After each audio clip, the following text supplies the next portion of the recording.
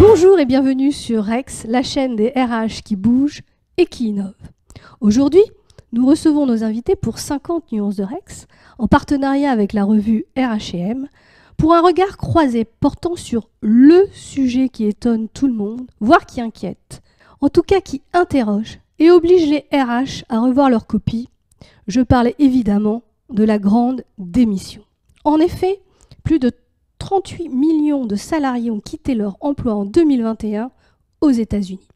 Ce phénomène massif, appelé The Great Resignation, The Big Quit, la grande démission, s'explique évidemment par la pandémie du Covid-19, qui a réévalué la place du travail dans la vie des collaborateurs et a accéléré leur envie de reconversion professionnelle. Des effets semblables commencent à être visibles partout dans le monde, y compris en Chine. Concernant la France, en novembre dernier, la DARES alertait que le nombre de démissions en CDI s'est accéléré mi-2021.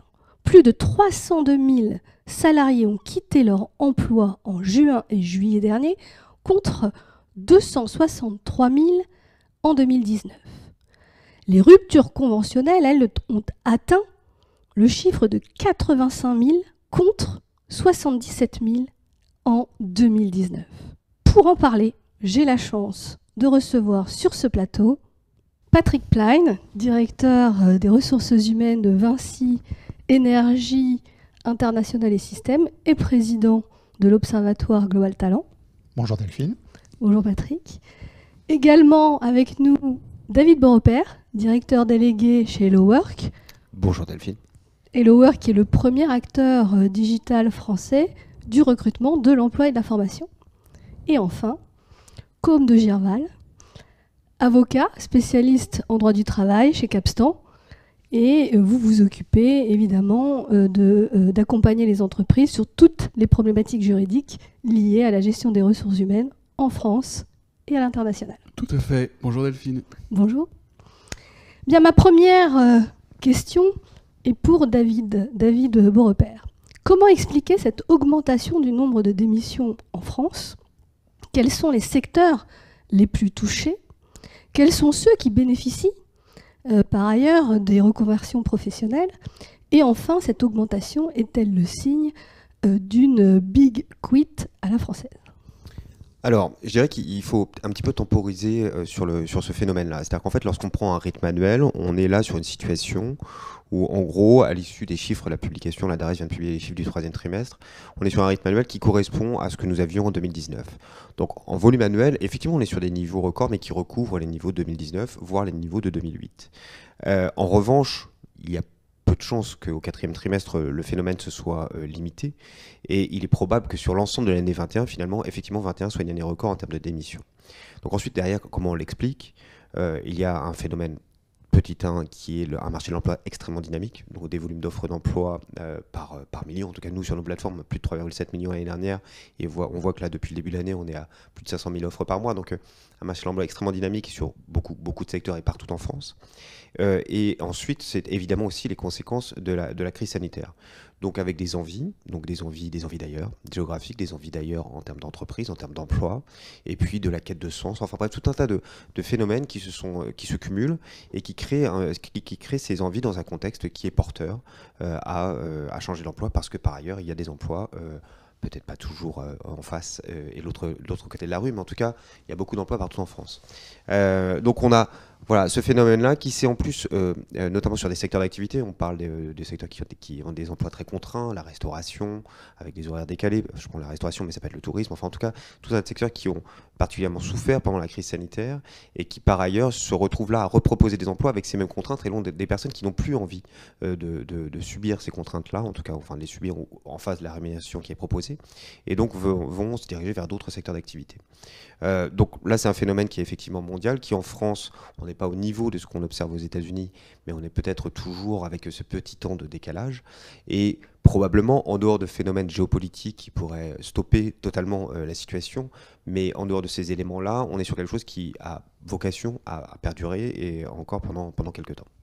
Deuxième question pour Patrick Plein. Comment expliquer Les difficultés actuelles des entreprises à recruter dans l'Hexagone et à l'extérieur de l'Hexagone, doit-on mettre l'accent sur la rétention et, en fin de compte, comment lutter contre l'envie de départ des salariés? Alors effectivement, sur la tendance, je confirme que c'est Hexagone et en dehors de l'Hexagone, puisque c'est un phénomène qu'on constate mondialement. Étant sur un périmètre international, je l'ai constaté bien sûr aux États-Unis, mais j'étais il y a 10 jours au Brésil en interrogeant les patrons là-bas. Leur enjeu RH, c'est d'attirer, de recruter et de fidéliser leurs collaborateurs.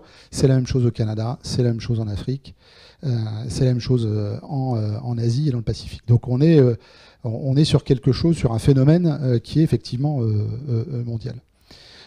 Et donc là-dedans, la rétention, je vais plutôt parler de fidélisation des collaborateurs, devient un point clé. D'autant plus que si on se projette un petit peu, et si on regarde un peu quelques études, les choses vont aller visiblement en s'aggravant. C'est-à-dire qu'on va de plus en plus vers une pénurie accrue de talents, de personnes, d'individus sur le marché. Donc c'est un phénomène qui va s'accroître dans les 8-10 ans qui viennent, si on en croit les études et les projections à horizon 2030. Donc effectivement, la rétention, la fidélisation devient un élément clé. Alors c'est pas quelque chose de nouveau pour la fonction RH. J'ai des souvenirs de notes ou de réflexions début des années 2000 sur attirer, recruter, fidéliser. Donc c'est pas quelque chose de nouveau pour les DRH et pour la fonction RH en général. Mais néanmoins, la période est en transformation, l'environnement n'étant plus le même, c'est quelque chose qu'il faut complètement revisiter. Alors, une fois encore, les leviers pour retenir ou fidéliser les collaborateurs sont pas sorciers. Enfin, je veux dire, il n'y a rien de révolutionnaire. C'est la qualité de l'intégration des collaborateurs, parce que, je veux dire, ça commence par là. C'est la qualité, la qualité de vie au travail du collaborateur en termes de, bien sûr, conditions d'emploi, conditions de travail, de conditions de ses relations professionnelles, de la qualité managériale qu'il y a au sein de l'entreprise, de l'esprit et la culture que véhicule l'entreprise, de l'autonomie qu'on laisse aux salariés. Et puis, c'est aussi la qualité, du développement du collaborateur, c'est-à-dire qu'est-ce qu'on lui offre, qu'est-ce que l'entreprise offre comme aventure professionnelle en termes de mission, en termes de job, en termes de formation, en termes d'accompagnement. Donc c'est tous ces ingrédients-là une fois encore, qui ne sont pas révolutionnaires, mais qu'il faut revisiter pour permettre de garder les collaborateurs au sein de l'entreprise. Maintenant, une question pour l'avocat, parce que même sur ce sujet-là, l'œil du juriste est important. Donc ma question va à Côme de Girval. Alors, ma première des 3 questions, car j'ai 3 questions pour vous. Quel levier juridique existe-t-il pour retenir les salariés en poste et embaucher ceux qui démissionnent? Alors, je ne sais pas si on a des solutions miracles, mais on a quand même quelques instruments qui peuvent être utilisés. Le premier, c'est évidemment la rémunération. Il faut arriver à orienter la rémunération sur l'ancienneté et la fidélité. Alors on peut penser évidemment aux mécanismes qui font évoluer la rémunération en fonction de l'ancienneté. On peut penser aux primes de fidélité qui vont se déclencher au bout de quelques mois, voire quelques années. Et puis on peut penser aussi aux bonus à long terme. Il y a des bonus qui peuvent se déclencher évidemment au bout d'1 an, mais au bout de 2 ans ou 3 ans. Et ce qui va inciter le salarié, ce qui peut inciter le salarié à rester. Et puis, alors, certains de nos clients envisagent pour embaucher les salariés les welcome bonus. Alors, très bien, envisageons les welcome bonus, mais essayons d'y mettre une condition d'ancienneté, au moins à la fin de la période d'essai, ou même la fin de l'année. Au-delà de ça, et quand j'écoute mes camarades, j'entends bien et on le voit, ce qui est important, c'est les conditions de travail. Du point de vue juridique, il y a 2 éléments qui sont importants, le lieu de travail et la durée du travail. Pour le lieu de travail, vous voyez bien que je veux parler du télétravail, et là, il faut penser à mettre en place un accord ou une charte de télétravail qui permettent de connaître les conditions du télétravail et aussi de le limiter. Et puis, il y a, du point de vue de la durée du travail, ce qui est très régulièrement réclamé par les salariés et ce qui assouplit leurs conditions de travail, c'est l'accord forfait jour, mais qui, là encore, ne peut être possible que pour certains salariés. Quelles mesures peuvent être prises pour que ces départs ne déstabilisent pas l'entreprise, ou le moins possible en tout cas? Alors, en ce temps de départ, il est temps, si je puis me permettre, de regarder les clauses de non-concurrence. Regardez que les salariés les plus susceptibles de concurrencer l'entreprise ont une clause de non-concurrence dans leur contrat de travail, et sinon, essayer de la négocier. Et puis, pour ceux qui en ont, vérifier qu'elles soient valides, puisque leur condition de validité peut évoluer dans le temps, et donc vérifier qu'elles soient limitées géographiquement, dans le temps, rémunérées. Donc, face à l'accroissement du nombre de départs, certaines sociétés ont décidé de refuser tout simplement les ruptures conventionnelles. Est-ce qu'elles s'exposent à un risque particulier? Oui, ça c'est une question importante. Parce qu'effectivement, il y a un constat que beaucoup de sociétés, face au coût des ruptures conventionnelles et puis au coût du turnover, ont décidé de tout simplement ne plus accepter de rupture conventionnelle. L'autre constat, c'est que une partie des salariés ne souhaitent pas démissionner, bien que souhaitant quitter l'entreprise. Et on comprend pourquoi, puisque la rupture conventionnelle ouvre droit au chômage, alors que par principe, ou sauf exception, la démission n'y ouvre pas droit. Il y a donc là parfois des difficultés qui peuvent amener à des disputes, des complications assez difficiles à gérer entre l'employeur, le manager et le salarié, et qui peut pousser certains salariés à développer des pratiques difficiles à gérer pour le DRH, ou pour le manager, qui sont le travail mal fait, l'absence injustifiée ou les critiques infondées. Nous voilà arrivés au moment de la conclusion, en quelque sorte. Donc, j'ai une dernière question, en fait, en guise de conclusion pour Côme de Gerval. Alors, ma question est celle-ci. Certains salariés, devenus eux-mêmes entrepreneurs, approchent leur ancien employeur pour leur proposer des prestations de service. Est-ce réellement une bonne idée? Alors, le contrat de prestation de service, c'est le contrat qui fait frémir l'avocat en droit du travail, parce qu'il expose effectivement la société à certains risques. Le risque, c'est que ce contrat de prestation de service soit requalifié en contrat de travail, parce qu'on considère qu'il n'y a pas l'élément clé du contrat de travail dans le contrat. On considère que le contrat de prestation de service contient l'élément clé du contrat de travail, c'est-à-dire le lien de subordination. Et dans ce cas, l'entreprise s'expose à des risques importants. 3 risques.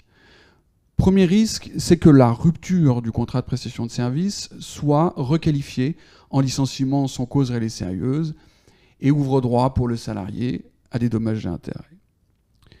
Deuxième risque, c'est le risque que l'URSSAF requalifie elle-même le contrat de prestation de service en contrat de travail et réclame les cotisations sociales dues lorsqu'on embauche un salarié en contrat de travail. Le troisième risque, c'est un risque peut-être plus faible, mais beaucoup plus exposant pour l'entreprise, c'est le risque pénal du travail dissimulé. Alors, David, ma question est simple. Quelles seraient les 2 recommandations importantes à proposer à notre auditoire? Donc je vais en avoir 3. Une première qui concerne surtout les managers et qu'ils soient attentifs à ne pas vouloir absolument garder leurs meilleurs éléments pour eux, et avec l'aide des ressources humaines naturellement, et faire en sorte que ces personnes puissent évoluer au sein de l'entreprise en dehors du périmètre dans lequel ils étaient précédemment. Une seconde recommandation qui est de soigner l'onboarding. On voit à quel point aussi il y a un moment clé sur le moment de l'onboarding et comment on peut perdre des recrues, des nouvelles recrues à ce moment-là. Et une troisième recommandation qui porte sur des éléments de transparence. on voit que les attentes du côté des candidats, ce sont des éléments portant sur les éléments salariaux, par exemple. Il est quand même assez étonnant qu'on puisse se positionner sur une offre d'emploi, s'engager en quelque sorte, sans avoir des éléments qui concernent le package salarial, alors qu'il ne viendrait à personne d'acheter un produit sur une plateforme de e-commerce sans avoir le prix. On a là quand même quelque chose qui est, ça c'est un des éléments de la transparence, en tout cas sur ce marché du travail, mais qui dans le monde anglo-saxon est d'usage, et ce qui est encore beaucoup moins le cas en France. Et là on a des pratiques qui sont aussi à faire évoluer. Patrick Plein, même question en tant que président de l'Observatoire Global Talent, par exemple. Quelles seraient tes 2 ou 3 recommandations principales? Alors, peut-être 2 choses. D'une part, sur un plan général. Si on prend un peu de recul, finalement, on constate qu'on est en train de passer d'un marché de l'emploi à un marché du candidat. Dit autrement, c'est plus l'entreprise qui va choisir parmi les candidats qui postuleront, c'est, si on pousse le bouchon un peu loin, c'est le candidat qui va choisir l'entreprise dans laquelle il veut travailler. Et donc ça doit interpeller la fonction, enfin les entreprises, et en particulier les fonctions RH, en ce sens qu'elles doivent probablement changer un peu de mindset, parce qu'une fois encore, rien de révolutionnaire, ce sont les mêmes problématiques qu'il y a des années, mais la façon de les aborder, elle doit être aujourd'hui différente. Et deuxième aspect des choses, pour être un peu plus précis, dans beaucoup de groupes, on voit qu'effectivement, dans les démissions, puisque c'était la thématique, il y a une fragilité entre 3 et 5 ans. C'est-à-dire que quand on recrute quelqu'un, et en particulier un jeune ou une jeune talent, eh bien, entre 3 et 5 ans, il y a ce risque de départ et les taux de démission sont plus forts sur cette catégorie-là. Je pense qu'il y a là, pour donner un exemple tout à fait concret, dans ce changement de mindset que j'évoquais, des choses particulières à faire dans ces moments clés où on sait puisqu'on a les statistiques, on a les évolutions, on a les tendances, dans ces moments clés, eh bien, de mettre en œuvre des pratiques particulières, justement, pour retenir ses collaborateurs. Eh bien, voilà, je pense qu'on a effectivement bien répondu à la question. Le sujet de la grande démission est donc bel et bien une réalité en France. Pour y faire face, nous sommes outillés, y compris d'outils juridiques. Mais nous l'avons compris, le salut viendra de la façon dont nous réenchanterons les stratégies RH, depuis le pré-boarding jusqu'à l'onboarding et évidemment tout au long de la carrière des collaborateurs, de l'aventure professionnelle que nous serons capables de proposer aux collaborateurs. Vous l'avez compris, le salut viendra de l'innovation et c'est bel et bien ce que nous souhaitons mettre en place et mettre en avant, mettre en lumière au sein de Rex, la chaîne des RH qui bouge et qui innove, et j'espère vous avoir donné envie de venir partager à votre tour, et j'ai hâte de pouvoir vous recevoir sur ce plateau. Merci beaucoup, merci monsieur, merci David Beaurepaire. Merci Delphine. Merci Côme de Girval, merci Patrick Plein. Merci. Ce fut un plaisir.